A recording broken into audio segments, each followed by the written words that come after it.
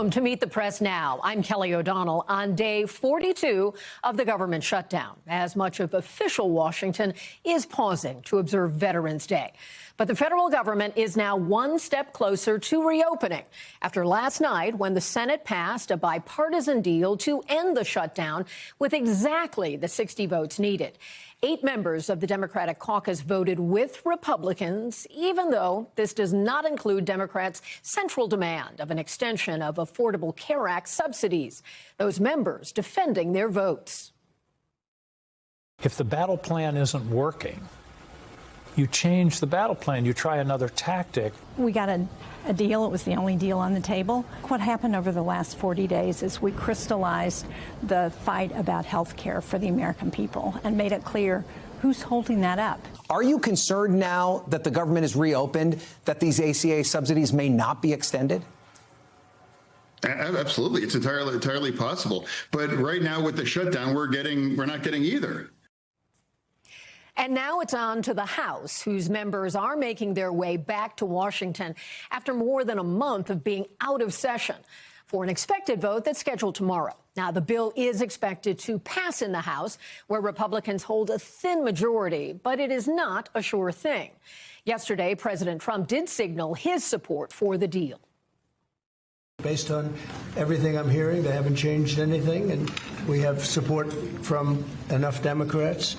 And we're going to be opening up our country to abide by the deal. The deal is very good. House Minority Leader Hakeem Jeffries opposes the bill and is encouraging his members to vote no, calling on Democrats to continue to wage the fight over health care costs. Here was Leader Jeffries earlier today. The Affordable Care Act tax credits expire. And dozens of House Republicans have been claiming over the last few weeks that they know that is something that needs to be addressed. And now we're going to have to see some action, or whether it was just talk from these House Republicans, because Democrats are going to continue to stay in the arena as it relates to dealing with the health care crisis that Republicans have visited on the American people. But right now, it remains unclear if any bill on ACA subsidies will be brought to a vote in the House.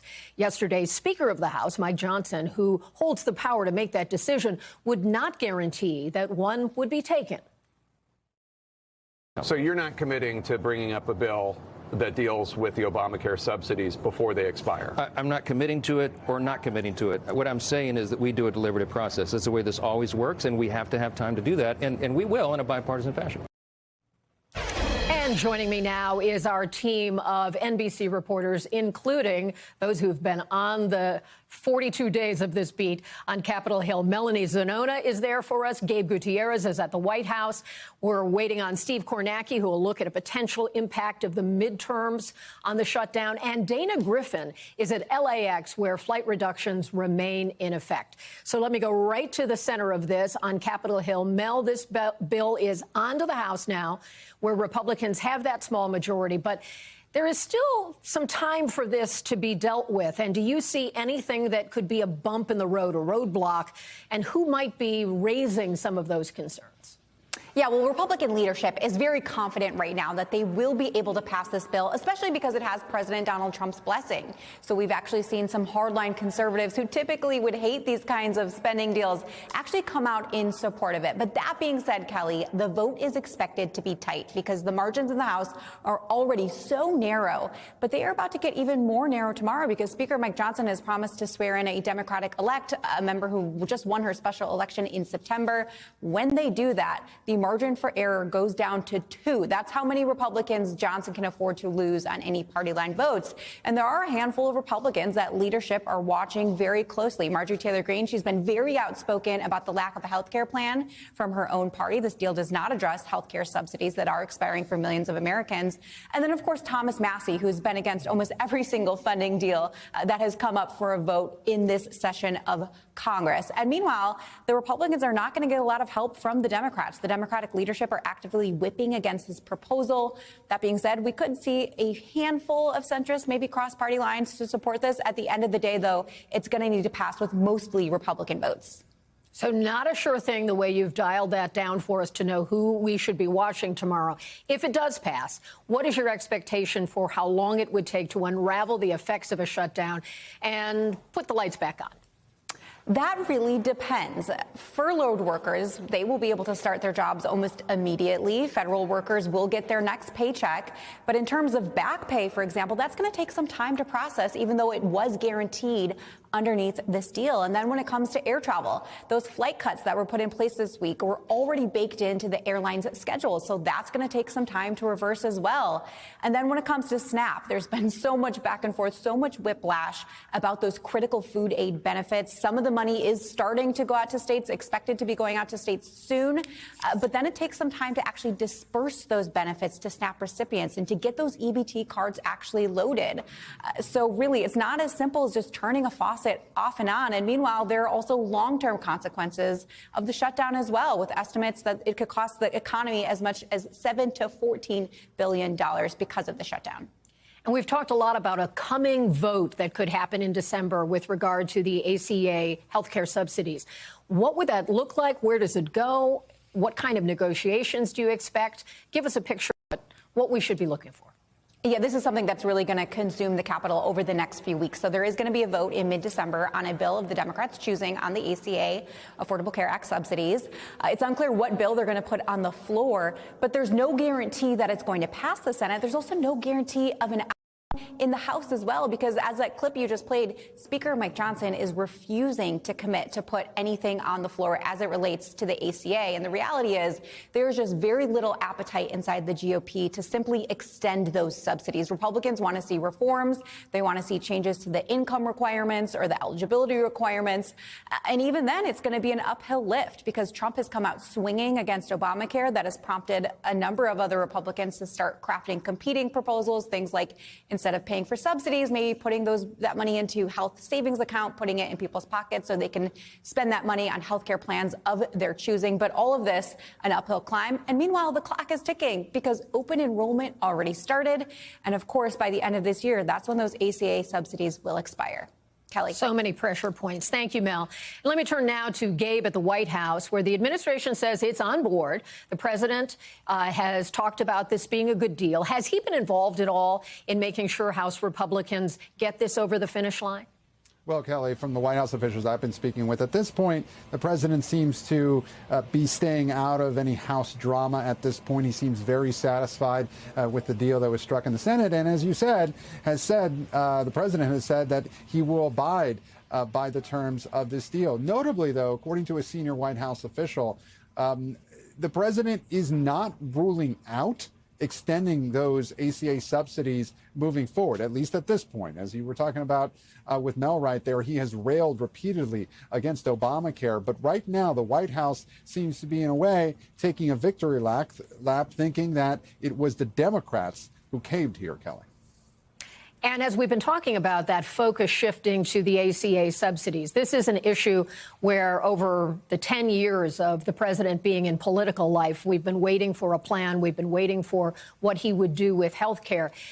Is he prepared at this point to adjust his message, or is that why you think maybe an extension is within reach at this point? Well, at this point with the extension, he has been hearing from, even some Republican members in terms of the cost of health care, although he did slam Marjorie Taylor Greene yesterday, saying that she had lost her way. But the president has been taking a closer look and kind of reshaping his message a bit after last week's elections where Democrats did so well. He's even talking about those $2,000 rebates when it comes to tariffs, a message that he has been pushing in the last couple of days. Here's what he said yesterday in the Oval Office with regards to those $2,000 rebates. Let's listen. We want a healthcare system where we pay the money to the people instead of the insurance companies. And I tell you, we're going to be working on that very hard over the next short period of time, where the people get the money. So calling it Trump care, and then also in addition was what I was discussing was idea of giving $2,000 to lower and middle income Americans because of the proceeds from his tariffs, something that, though, is still very much up in the air as the Supreme Court decides the fate of his tariffs, Kelly. Sounds like you were talking about affordability, Gabe, so I know that's a hot-button issue there at the White House. Thank you so much. Appreciate your time. Let's check in now with Steve Kornacki. And assuming things are uneventful tomorrow and the Republican majority does go ahead and pass this deal to end the shutdown, what do you think comes next politically? Is blame for the shutdown likely to linger for either party? What do you make of that, Steve?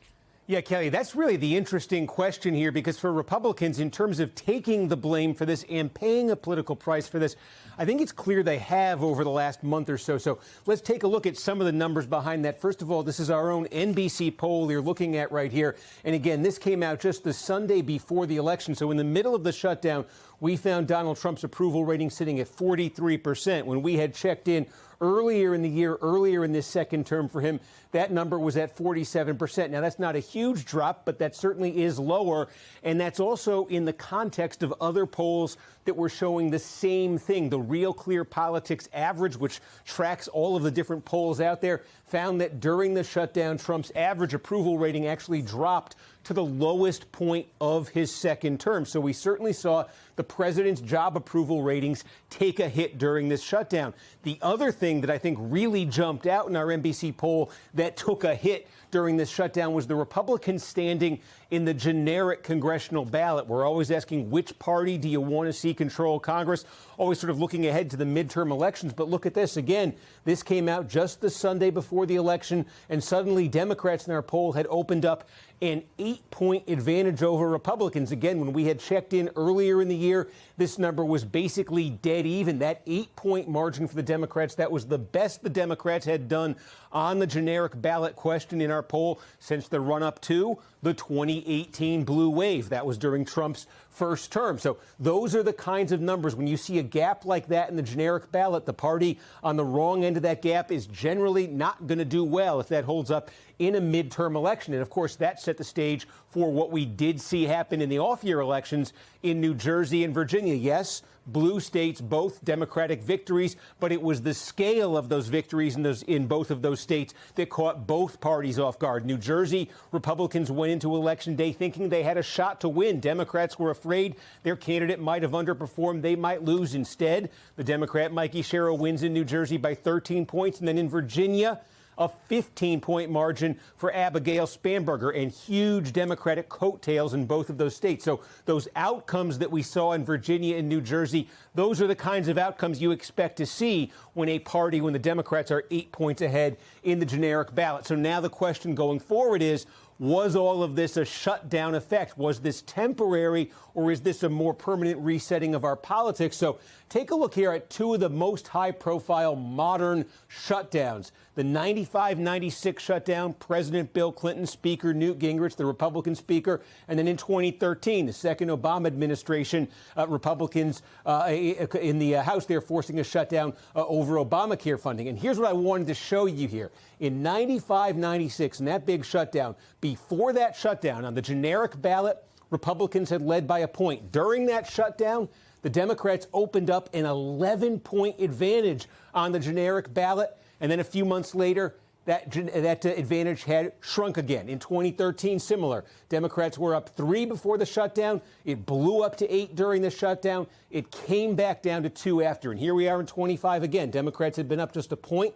It blew up to 8 points during this shutdown. And it's the million-dollar question to me as we start to look ahead to the midterms a month from now, when we see the next round of polling, a month from now, where will that generic ballot be? Will it still be at this level for Democrats, or will it come back down again? That's going to be a huge, huge signal for how 2026 is shaping up, I think, Kelly. Steve, you always find an interesting story in the data, and you did so again today. Thank you so much. We'll be looking for those updates down the road. Thanks, Kelly. And Dana, let me check in with you now. You've been at LAX, and I know there've got to be a lot of frustrated travelers in your midst. Are you seeing any change yet related to flight reductions, or are tempers just really frayed at this point? You know, I think a lot of anxiety is what we're seeing from a lot of people showing up because they don't know what is going to happen when they walk through the doors. Will that flight remain, or will there be a cancellation or a delay? We've seen people here all week frustrated, some people having to wait hours, others having their flights canceled. And so some people have had to get refunds or try to find a rental car to try to make their way to their destination if they can within this region. We are listening to a press conference that is happening right now with the Transportation Secretary, Sean Duffy, and he is also addressing some of those concerns. I want to play you a little bit of what he said just moments ago. Over the last 3 days, as many of you have reported, we have had significant staffing shortages with our air traffic controllers. So I think our air traffic controllers are seeing an end to the shutdown and feel more hopeful, and they're coming into their facilities. So you're going to see this Friday, Saturday, and Sunday. The big disruption thus far, massively more disruption as we come into the weekend if the government doesn't open. It is going to radically slow down. So the House has to do its work. The House has to do its work, and he's also bringing up what could happen if that does not happen. He even pointed to airlines possibly having to make tough decisions on whether or not they ground some of their planes. That remains to be seen. Right now, those flight restrictions remain at 6% across the nation and is expected to increase if the government remains shut down. He says that they will not lift those restrictions until they see the data, because he's pointed to runway incursions, he's pointed to communication, he's pointed to staffing issues, and he says that is going to be the key to getting the flights back to normal, so to speak. So for people who are wondering what is going to happen, he couldn't really tell us. He says he doesn't have a magic ball to really say when those flights will return to normal and what will happen next. It's dependent on what the vote on the government shutdown vote, what happens there, and if you have enough of those air traffic controllers that return to work to make sure that we have enough people to man the helm here. He also mentioned that he is looking for new people to go into the profession so that we can have more air traffic controllers. And he also said that they will be paid at least 70% within the next 48 hours. Kelly? Well, at least for now, Dana, we've got a bit more uncertainty for travelers. Thank you so much for that update and the late details from the Secretary. And coming up, a day to honor America's heroes. President Trump lays a wreath at the tomb of the unknown soldier and delivers a Veterans Day message to the military and the nation. Plus, Maryland's Democratic Governor Wes Moore meets the press. The former Army officer speaks out on the ongoing government shutdown, its impact on Americans' service members, and his political future. You're watching Meet the Press Now.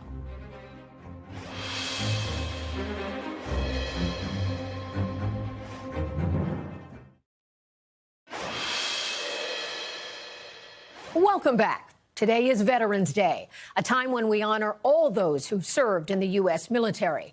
This morning, President Trump attended a ceremony at Arlington National Cemetery where he laid a wreath at the tomb of the unknown soldier alongside Vice President Vance and Veterans Affairs Secretary Collins. The president then delivered remarks commemorating our nation's veterans and thanking them for their service, but also including some of his usual political talking points. Under the Trump administration, we're restoring the pride and the winning spirit of the United States military. That's why we have officially renamed the Department of Defense back to the original name, Department of War. We don't like being politically correct, so we're not going to be politically correct anymore. From now on, when we fight a war, we only fight for one reason: to win. We fired thousands of people who didn't take care of our great veterans. They were sadists, they were sick people, they were thieves, they were everything you want to name, and we got rid of over 9,000 of them. Joining me now is Democratic Governor of Maryland, Wes Moore. And we're so glad to have you here, sir, and happy Veterans Day to you as well. We appreciate your service in the U.S. Army. Speaking of Veterans Day, of course, we watched how President Trump today also made an appearance at Arlington National Cemetery, and he discussed the changes his administration has made, both to the Pentagon and the Veterans Affairs Department. And then during an event to ROTC cadets today, you expressed some frustration with the Trump administration. I want to play a portion of what you said for our viewers. I am angry and frustrated that we are watching a gutting of both Pentagon leadership and VA leadership, and people who have pledged to be able to serve our people. I am frustrated and angry, frankly, that we are allowing this larger disrespect that's taking place, and frankly, some people who are sitting in very, very high positions who seemingly forgotten the oath that we all took. And, Governor, picking up on what you said there, what is your biggest concern when it comes to this administration and its handling of the military? Is this about policy? Is it about tone? Is it about approach? What do you think is most urgent about what you're seeing? I think we're watching just a larger disrespect that this administration continues to apply. You cannot say that you love our veterans when you have now cut 30,000 people who work at the VA, whose both job it is to support veterans, and also many of those people are veterans themselves. You cannot say that you love our veterans when you are now in a 40-plus day federal government shutdown, knowing that 1 of 4 federal employees are actually military veterans. You cannot say that you love our veterans when, frankly, now you're asking our military personnel to do things without due process and that are violations of the law. And so I think that, while I would not expect the president to know any better, he's never served. When I'm watching people like J.D. Vance, who is allowing and tolerating and kowtowing while these decisions are being made to the direct disrespect of our military veterans and those who have put on this country and raised their hand because the country asked. In many ways, it is not just disrespectful, but I know I speak for many other veterans when I say it is unforgivable. And, of course, you're referring to the vice president having served in the Marines. And you're touching there on something that's certainly dominating Washington, and that's what's happening on Capitol Hill. We saw yesterday the Senate passed the government funding deal to end the shutdown. We saw 8 Democratic caucus members in the Senate. They broke with their party. And do you believe those senators capitulated in the middle of this shutdown fight by breaking with their party? Listen, I want the federal government shutdown to be over. I don't think we should be in a federal government shutdown in the first place. The fact that Washington is failing to do something that no state is doing, I'm not shutting down Maryland state government. No family is shutting down their family. That this is something that is so uniquely Washington, and it uniquely highlights the poison that is Washington, D.C. But I also know this. I don't know how a prerequisite for reopening the federal government is kicking people off of health care. I don't see how a prerequisite for opening up the federal government is asking people's premiums to go up by 90%. And when we're talking about this deal, I'm not sure what deal we just cut. A deal that says that you're going to fund SNAP, a deal that says that federal workers who have lost their money are going to get reimbursed. That's not a deal. That's the law. So I'm not sure what kind of deal we're cutting and basically saying, yes, we won't violate the law anymore.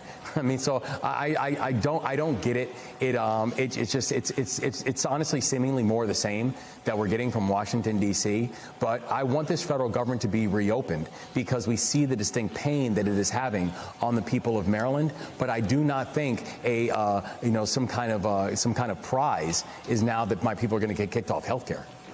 In your state, you use state resources to try to keep the SNAP benefits going. And what happens now when the government reopens with those recipients in your state? How do you manage that, the state contribution versus the resumption of federal benefits? Well, I have said that I'm not going to wait for the federal government to figure it out. I'm not going to wait for the federal government to stop breaking the law. And so that is why I have allocated $62 million that is going to be going towards SNAP and making sure that for as long as possible, that SNAP is not going to be interrupted for the people of my state. And so I'm not sure when they are planning on reopening the federal government. I'm not sure if the federal government is planning on adding SNAP as to part of those conversations. What I do know is that I'm going to protect my people, regardless of what is happening with the federal government and regardless of the kind of chaos that Donald Trump continues to introduce into our neighborhoods and our communities. And when you look at some of the issues that have played out here, health care has been a big part of this debate. It's now being discussed that this December there would be some kind of vote related to the ACA. What are your expectations of what that can be? And is that in any way a satisfactory result? No, the idea of watching people's health care jump in some cases by $15,000 and $20,000 and $25,000 when their health care is already too expensive is completely unsatisfactory. And listen, I mean, this is something that is very personal to me, where, you know, my father died in front of me when I was 3 years old because he didn't get the health care that he needed. And so I have long felt that the challenge of our healthcare system that we have in this country is not just something that is important, it is something that is personal.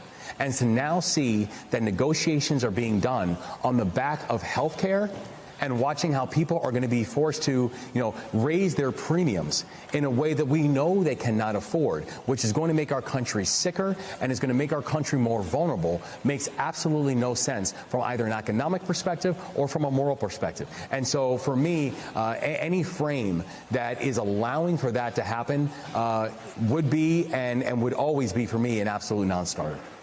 And you're also adding some focus on one of the topics that's sweeping the nation, and that's redistricting. You launched a redistricting commission, despite the fact that the president of Maryland's Senate, who's a Democrat, opposes doing that in the mid-decade.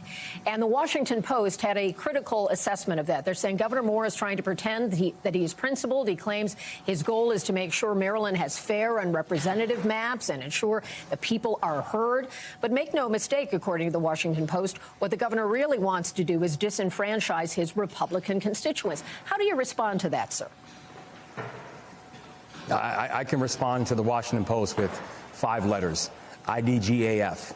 But I can tell you this, when I'm thinking about what it means to have fair maps inside of the state of Maryland and knowing that our people's voices should be heard, that is actually the reason that I put together a bipartisan redistricting commission, where their job is actually to listen to people. Their job is to making sure that we can have a bipartisan approach to make sure that every part of our state is represented and that when we're putting together our maps, that the people's voices are heard. And we go through this process every single decade. Every state does. But what I know is this, is if there are other states that are now going to go through the process in a mid-decade to say, do we have fair maps? Why should we sit on our hands? But Texas can do it. And Florida can do it, and Ohio can do it, but somehow when Maryland says, well, maybe we should take a look at it too, that somehow we're the problem. So I just think that level of hypocrisy is it's not even worth a response, and that's why I think the focus is, I want this commission to do their job. I want this commission to be able to make sure that Maryland has fair maps to vote on come next November, and I am not going to let Donald Trump decide what our democracy looks like. We are going to let the people of Maryland decide what our democracy looks like. And while the changes might not be as great in Maryland based on the composition of your state, do you see this as an essential piece for Democrats to reclaim power in Washington with the midterm elections? I see democracy as an essential piece for how I view the future of Maryland. I don't, you know, unlike Donald Trump, who is trying to rig the rules to be able to win elections because he knows his policies are unpopular, I don't think that's the answer for us. The answer for us is just making sure that we can have a bipartisan redistricting advisory commission that can go and listen to the people and do their work to ensure that we have fair maps come next November. But the reason that we were successful in our election, the reason that I think we saw how Democrats were successful last Tuesday, was because we're focusing on results. We're focusing on actually bringing the prices, as prices of everything go up under Donald Trump, we're actually focusing on things like what I've done in Maryland of allowing $10 million to go towards energy assistance, putting additional capital into our entrepreneurs, and actually bring our unemployment rate from being 43rd in the country to now having amongst the lowest unemployment rates in America. So we are focusing on pathways to work, wages, and wealth, addressing affordability, addressing public safety, and addressing opportunity for all. You know that in true Meet the Press Now fashion, I can't say farewell and thank you without checking in to see how you're feeling about 2028 and the talk that you might be in that field. What you just described sounded like you've got a package ready for a message should you get in that race. Where are you in that process? I'm very excited that the pathway that we have towards our reelection is strong. that the reason that the people of Maryland are happy with our performance, the reason we have some of the highest approval ratings of any Democratic governor in the entire country is because people see that we're delivering results. We're actually making sure that we can get more people employed. We're making sure that we can create more opportunities for people, that we've had the largest drops in public safety, not just in Maryland's history, but around the country. And all of that tees up your running for re-election, and we'll check back in with you on 2028. Governor Wes Moore, we thank you for your time. Again, thank you for your service as a member of the U.S. Army. We appreciate it. Thank you. And up next, President Trump insists Republicans are winning the affordability fight. But do his actions match his rhetoric? We'll dig into that with our panel coming up. Stay with us on Meet the Press Now.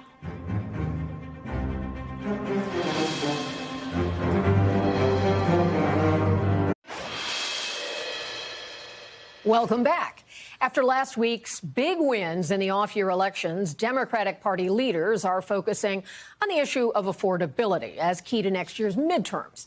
And even as President Trump is suggesting that proposals like sending money directly to Americans to pay for their health insurance, he remains defiant in the issue of the economy, repeatedly dismissing the suggestion that voters are feeling anxious about their financial situations. He did that again during an interview with Fox News yesterday.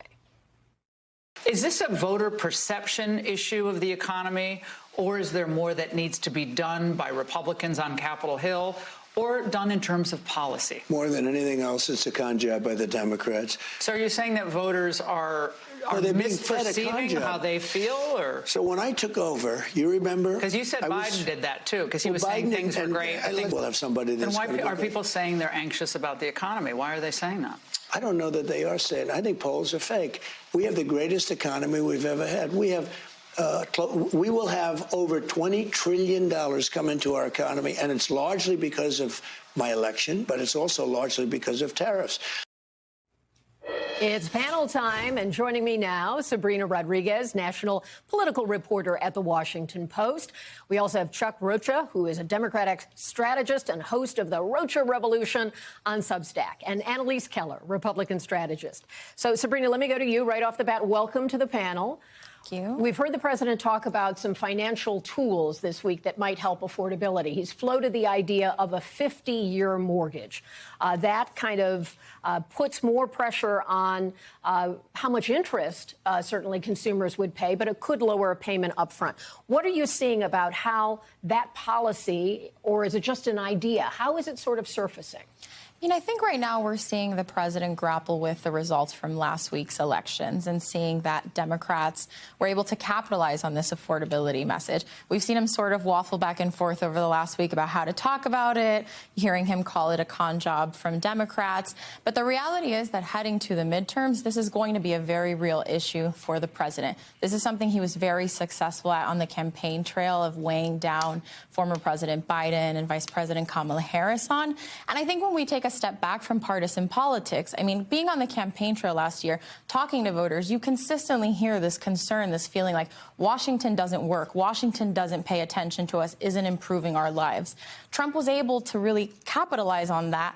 But now he's the president, and now there's a majority of Republicans. And have we seen any real vetting of these policy ideas, or is this the just throw anything at the wall, the $2,000 checks or longer-term mortgages? So I think what was interesting is to see some of these proposals he's put forth. We've already heard cabinet officials start rolling back over the weekend saying this is an idea. We haven't put forth a specific proposal. A lot of these would require buy-in from Congress. So I think we're a far way out from actually seeing any of these come to fruition. And Chuck, it's kind of familiar, isn't it, from the period of living through the Biden years where so-called Bidenomics was a tension point where the administration at that time thought the economic indications and the numbers were stronger than what people were feeling.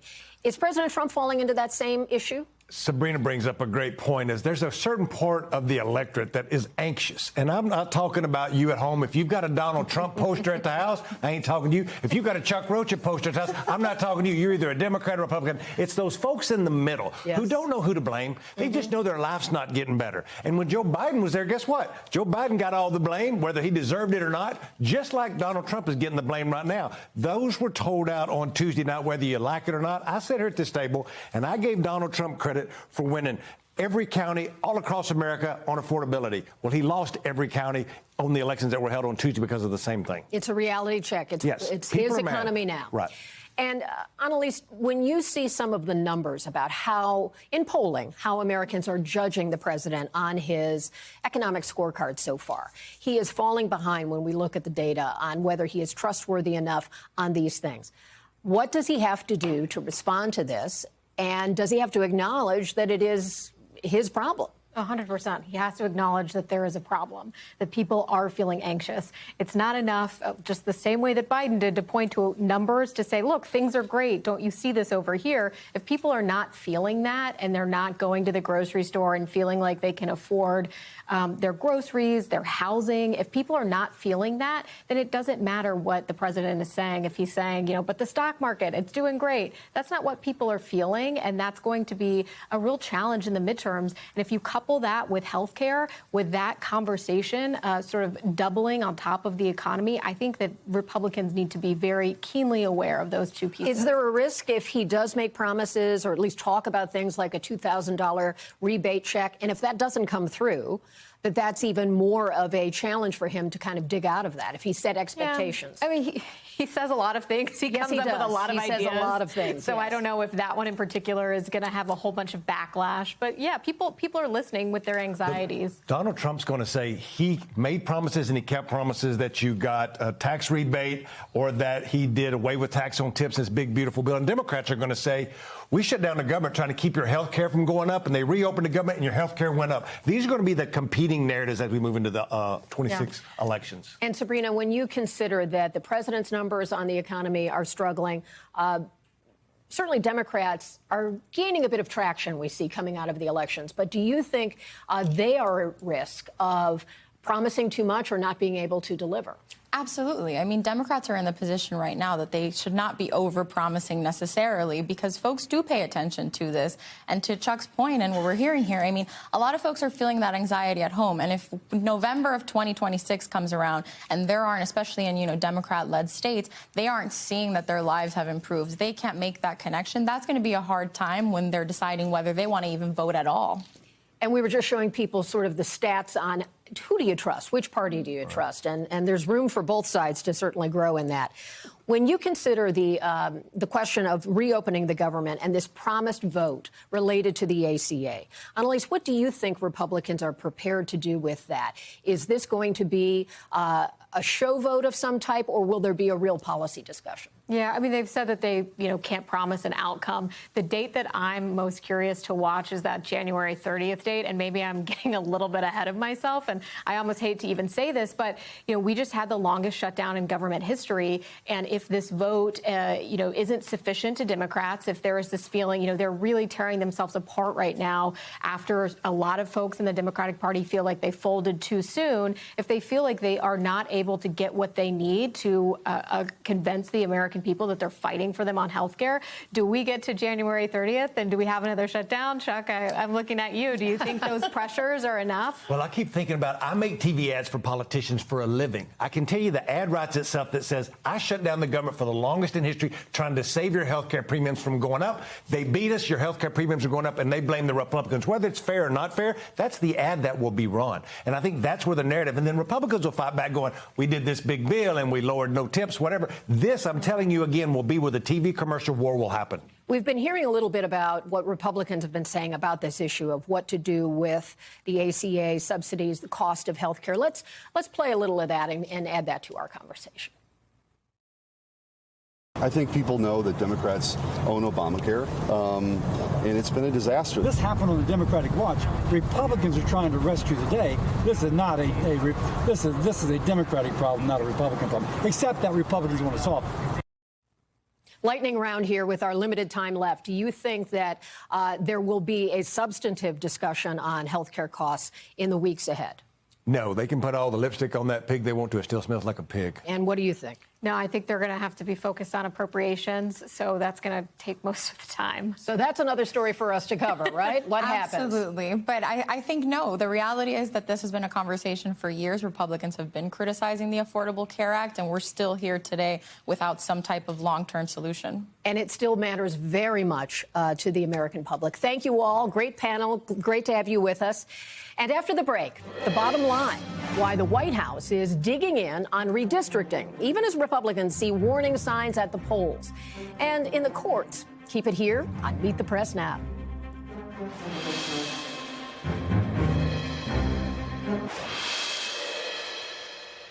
We're so glad you're back with us. Democrats have scored a surprise victory in the ongoing state redistricting fight, and this time in a place known as deeply red. A Utah judge just rejected a redrawn congressional map proposed by Republican state lawmakers. Instead, the judge approved a map with a solidly Democratic seat in the Salt Lake City area. Now, keep in mind, Democrats have not won a House seat in Utah since 2018. So this comes as some Republican strategists tell NBC News they're growing concerned about the ongoing redistricting war in light of Democrats' election victories just last week. And Jane Tim has been covering this redistricting fight for us for NBC News, and she joins me now. Jane, good to see you. Utah was not on my dance card for this, so it was a bit of a surprise. Is there a final congressional map in Utah, and what stands out to you that makes this perhaps one of the more unexpected situations? Yeah, there is a solidly blue seat in Utah. We did not expect that at the beginning of this year, but there was a long ongoing litigation in the state. So to flash back really quick, voters in 2018 approved a measure that said we don't want to see gerrymandering in the state and we want a redistricting commission to draw our maps. Now, the state legislature there passed a couple of laws, tried to unwind these provisions in the law so that they could draw the seats that they wanted to. And they repeatedly drew congressional maps that would have elected 4 Republicans to Congress. But late last night in the wee hours of the morning, a judge said, no, the law that the voters put on the books stands, and this is the map that most complies with that proposition. And it creates a very safe blue seat in the Salt Lake City area. And we already are hearing about candidates who are considering running. It's an easy pickup for Democrats, surprisingly so. And nationwide, where do you see the redistricting scorecard stand? So if Democrats picked up something we might not have expected in Utah, as you just described it to us, how many potential seats do you think Republicans have picked up? Yeah, Democrats are still running behind when it comes to the national tally. Republicans have drawn somewhere between 7 to 9 seats they're likely to win in the 2026 midterms. Democrats have picked up, as of today, this makes 6 seats. But, of course, a lot of other states are still doing redistricting. Usually this happens at the beginning of the decade, but President Trump kicked off a really intense redistricting arms race. So I'm watching a couple other states that have taken steps towards redistricting this year, but even more are talking about it, considering it. So it's far from over. And do you have a sense of the timeline of how long it will take to wrap this up? You know, it's going to come right up until those filing deadlines.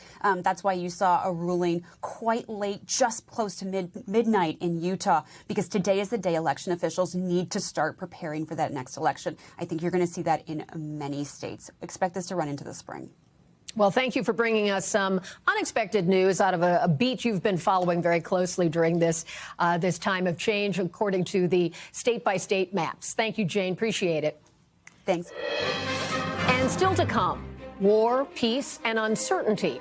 Lithuania's foreign minister joins me in studio with the view from NATO as Russian forces advance on the front lines in Ukraine. And that interview is next on Meet the Press Now.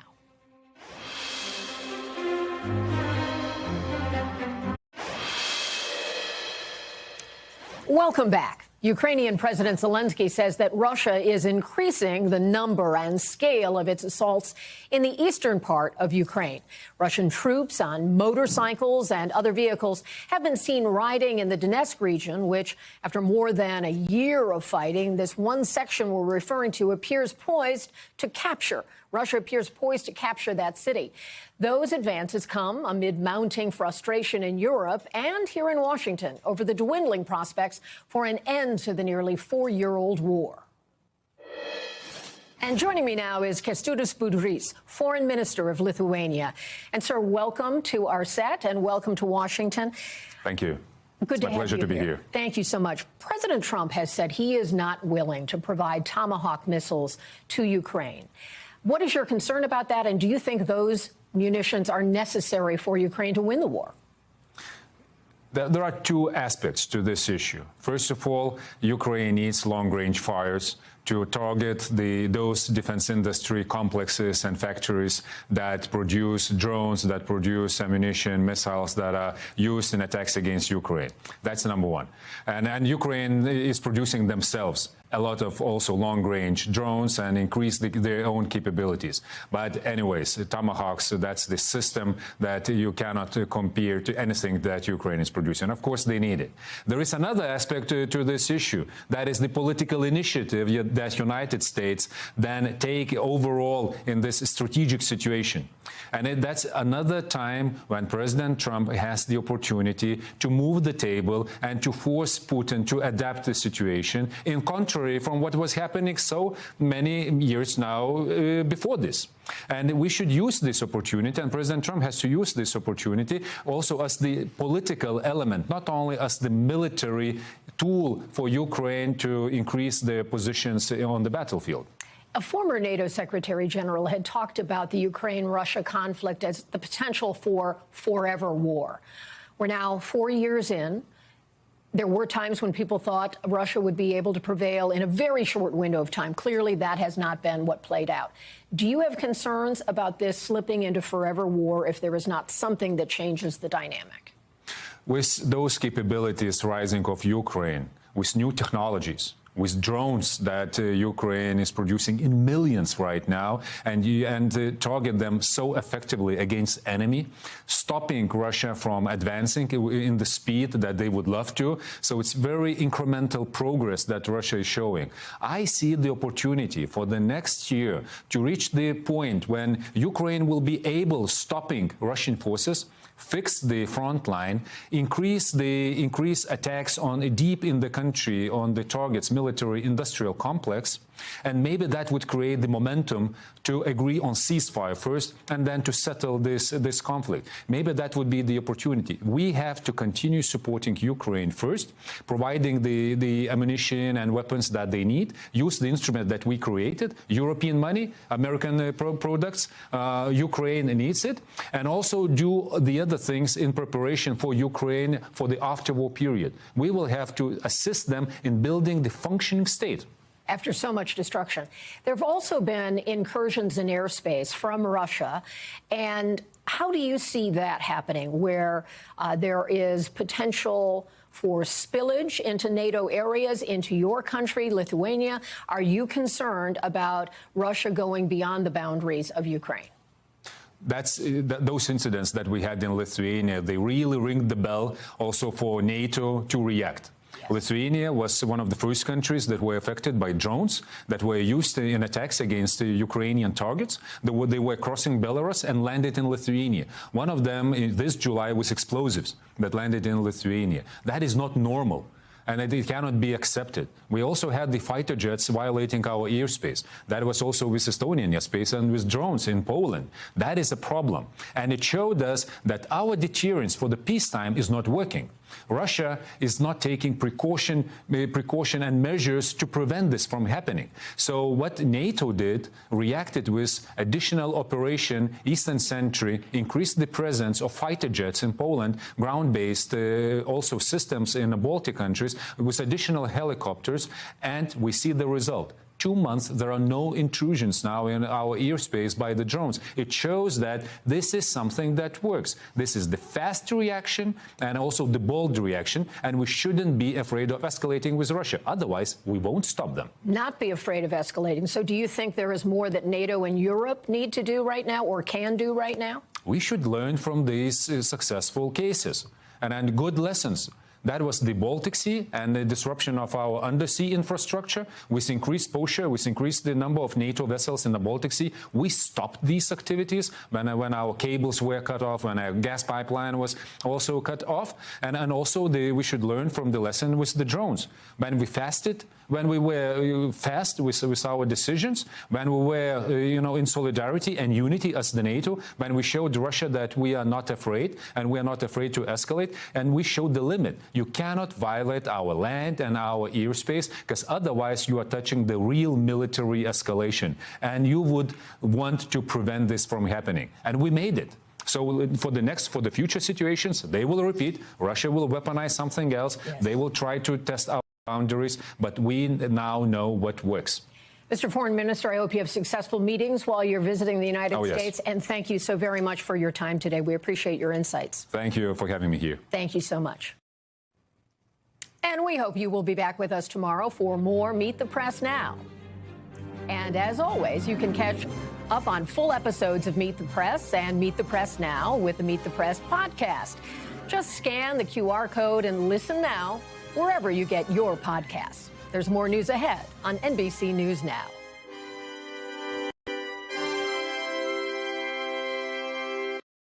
We thank you for watching, and remember, stay updated on breaking news and top stories on the NBC News app or watch live on our YouTube channel.